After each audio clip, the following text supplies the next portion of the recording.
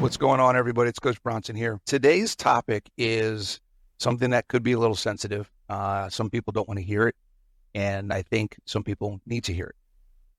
The things that you're doing to improve your quality of life, your physical independence and freedom, have to exceed the things you're doing now in many cases. This conversation is directed at some of the people who are doing activities in place of exercises, in place of actually improving their fitness. And here's the conundrum, the dilemma that we're talking about. Many people coming from a background of not doing anything for their fitness are going to see improvement by doing anything for their fitness.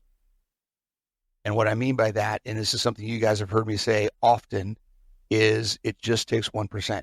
Whatever the physical thing is that's difficult for you in your life, make that your goal when you get started. Making walking up and down the stairs as easy as possible. That is the low-hanging fruit.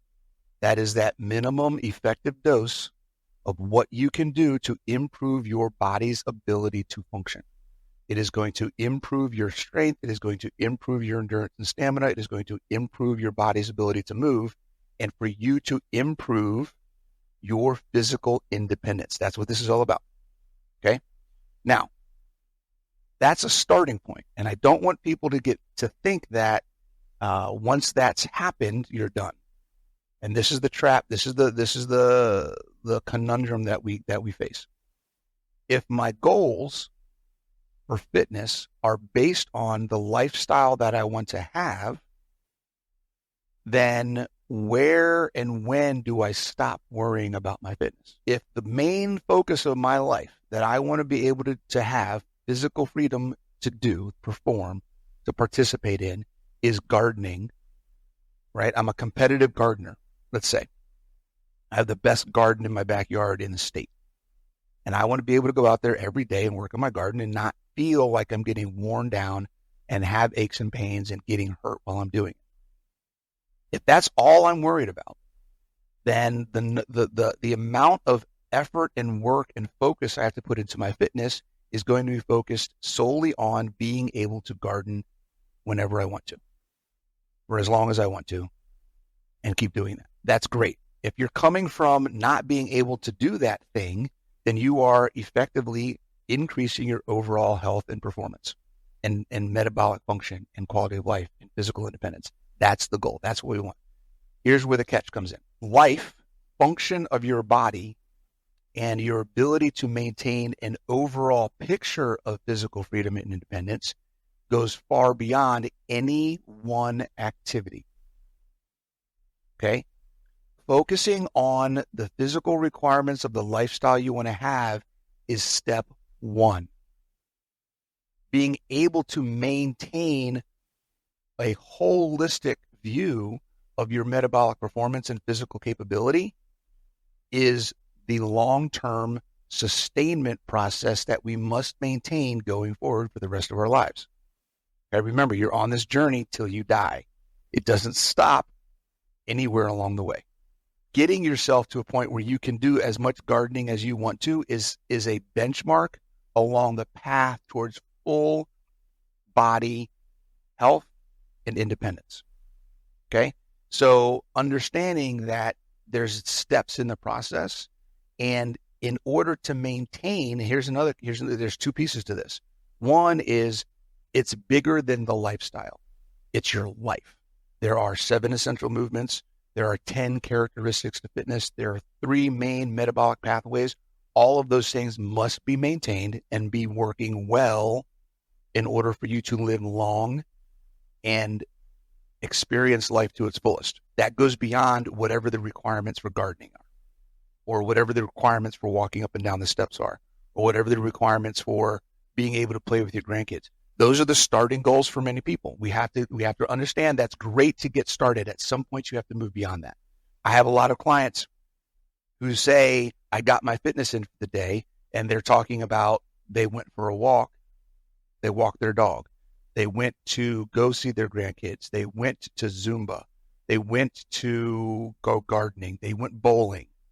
right? Remember, just on the basics, without getting into a lot of the details, we're talking about 20 different aspects that your body needs at the highest level. Whatever you're doing is going to be more weight, it's going to be more movement, and you're going to be doing it more often than you are now. That's the point. As we progress, we have to take it to the next level, start getting into more specifics. Well, I need to work on my strength. I need to work on my endurance. I need to work on my balance. I need to work on my coordination and flexibility. And so there's a lot of aspects that go into that beyond what your lifestyle requires. Because here's the thing, and this is the whole crux of the whole conversation. Fitness isn't about just your lifestyle.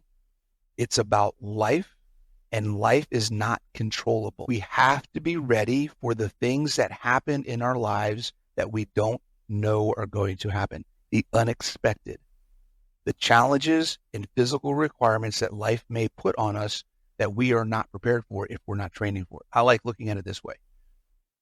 If all I want to do is garden or go bowling, if the only thing I ever train for is gardening and bowling, then at some point in time, if I'm not exceeding those requirements in my training, because we all understand specific adaptation to imposed demands, we all understand progressive overload, we all understand that there entropy, right? If I'm not training to maintain, if I'm not trained to exceed, then I will be decreasing. Okay.